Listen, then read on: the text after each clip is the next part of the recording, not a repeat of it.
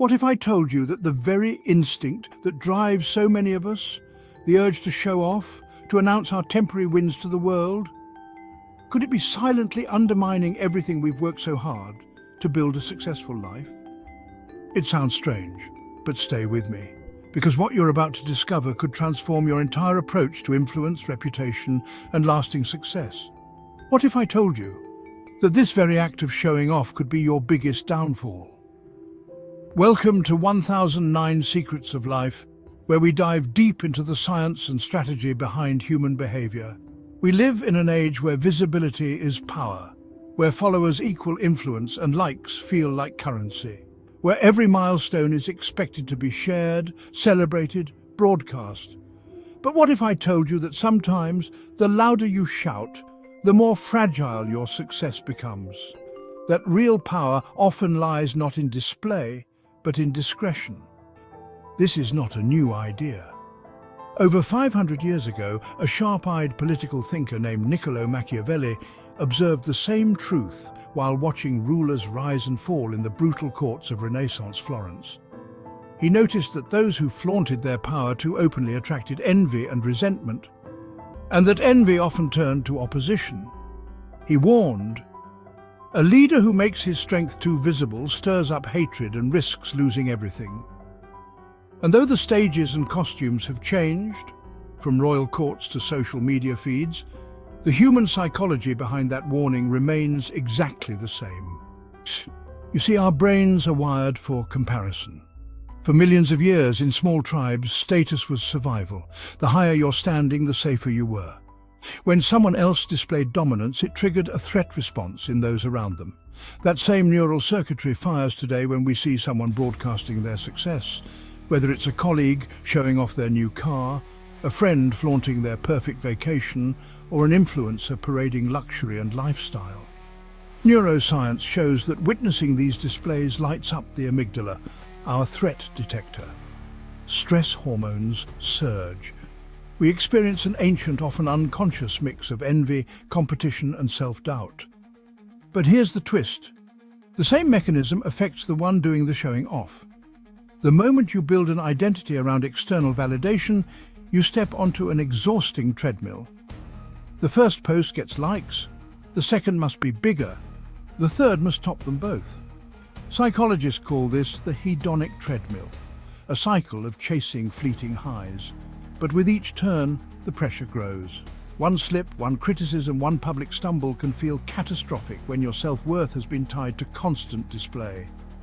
Meanwhile, observers, the very people you might hope to impress, start to root against you. Not always out loud, not always consciously, but repeated displays of superiority provoke resentment, not admiration. Studies show that over time, constant self-promotion erodes trust and likability. People begin to view the show-off as inauthentic, insecure, even unkind. History and modern life are full of examples. We've all seen entrepreneurs who became media darlings overnight only to face swift backlash. Influencers who built brands on curated perfection, only to watch engagement collapse when the mask slipped. Celebrities whose constant flaunting led the public to turn on them with equal enthusiasm. Why does this happen? Because the more you scream your own greatness, the more others are invited to find reasons why it isn't true. It's a psychological invitation to critique. Now contrast this with those who operate with quiet confidence, the leaders who let their actions speak, the professionals who deliver consistent value without self-promotion, the individuals who cultivate gratitude and humility, and as a result, build deeper trust and longer-lasting influence. Gratitude, in fact, is one of the most powerful antidotes to the need for external validation. Studies show that regular gratitude practice rewires the brain, reducing the craving for comparison and increasing overall well-being. A grateful mind is less obsessed with broadcasting success and more focused on meaningful work and genuine relationships. Likewise, humility in leadership is not weakness, it's strength. Research shows that humble leaders foster more loyal, high-performing teams.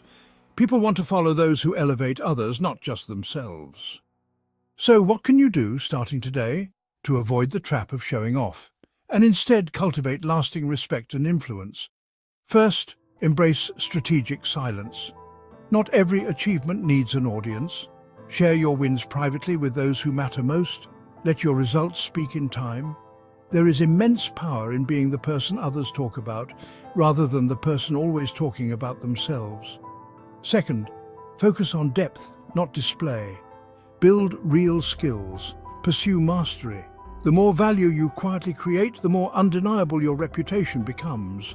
True expertise commands attention when it matters and doesn't need to be shouted from the rooftops. Third, cultivate gratitude. Every day, reflect on what you've built and who you've become. Not for applause, but for yourself. This internal focus strengthens your resilience against the siren call of external validation.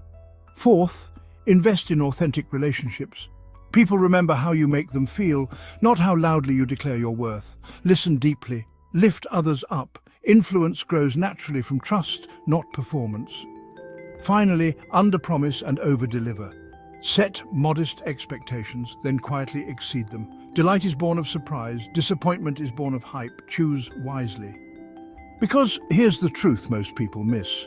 In a noisy world, silence stands out. In a culture addicted to validation, humility is magnetic.